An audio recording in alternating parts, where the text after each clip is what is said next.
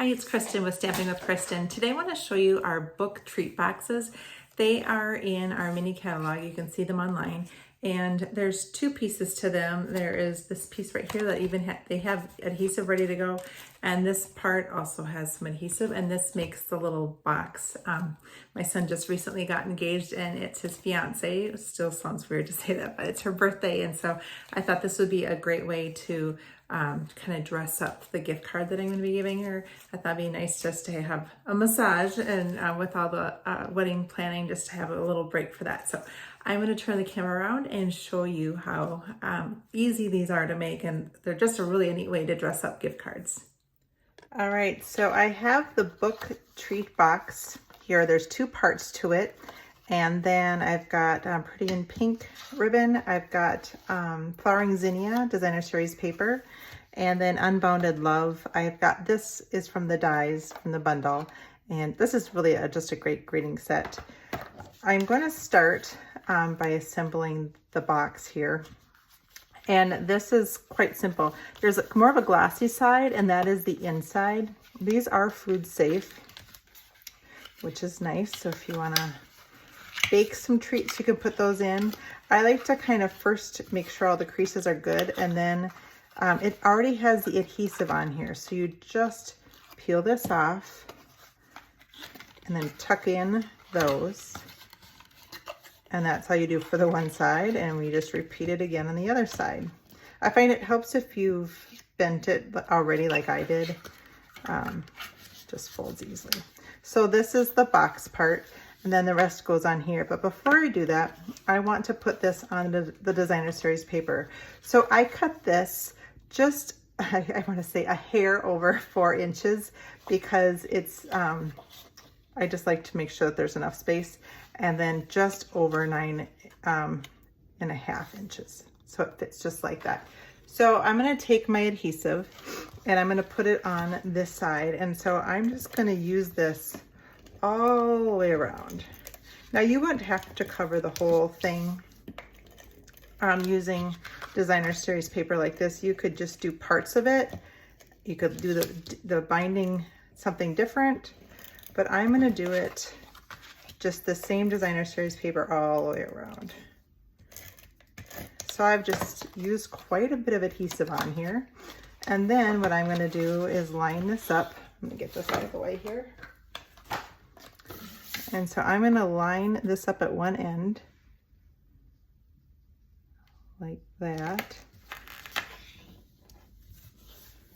And then it fits on there well. So then you can just bend it, the two bends there, and then it's going to bend here and there. But I'm going to take my paper snips, and I'm just going to get the little rounded corners here.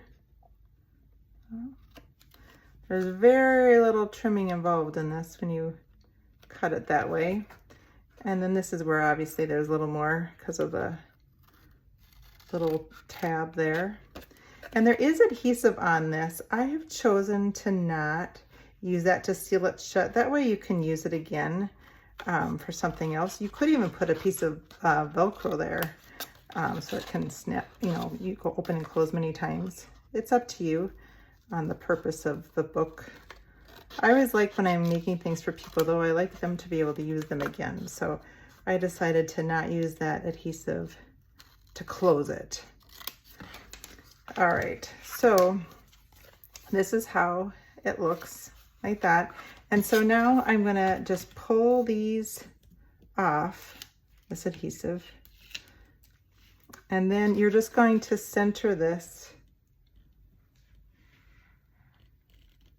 It's really sticky, so you wanna get it right. So there we go, and you're just going to press it like that, and then you just kind of close it like this. So pretty cute, isn't it? You really don't have to do a whole lot. I am gonna do the greeting, this happy birthday from the Unbounded Love. I use that greeting a lot. It's kind of my favorite happy birthday right now. So I'm using Berry Burst. Berry Burst is one of the colors in here. So I'm just gonna stamp it like that. And then I'm gonna grab my cut and emboss machine, and I'm going to use this one here to die cut it.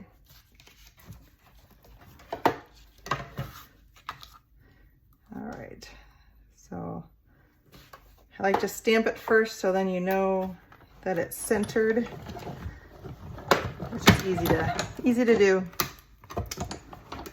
All right, isn't that a fun die? I like how it has a little stitching around there too. All right, let's get this out of the way. All right, so to finish this, oops.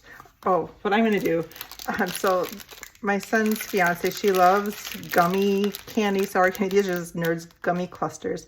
I'm also giving her a gift card that will go right on top of there. And then I'm just gonna seal it with this.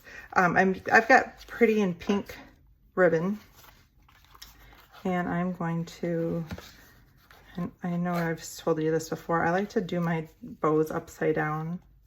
I just find they end up a little bit nicer. I'm left-handed too. I don't know if that comes into play. But I'm gonna wrap this around.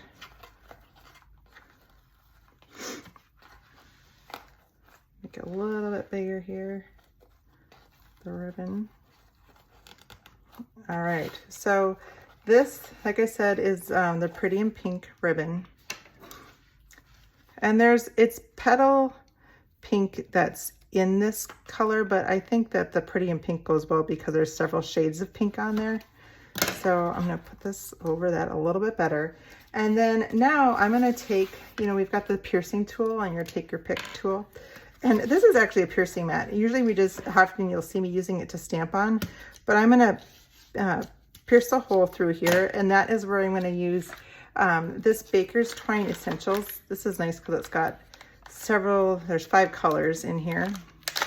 And I'm gonna use the white here, and it just fits through there nicely. You could do a paper punch too, but if you've got that piercer, you might as well use it.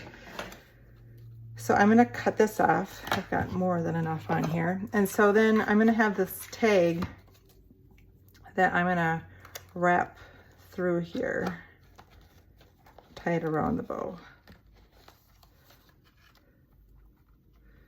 So I'm gonna just tie this in a knot. And if you want the tag to stay put, you could use a dimensional to hold it in place. It all depends on how, some people like them flapping around, other people like it to stand straight so you can always read it.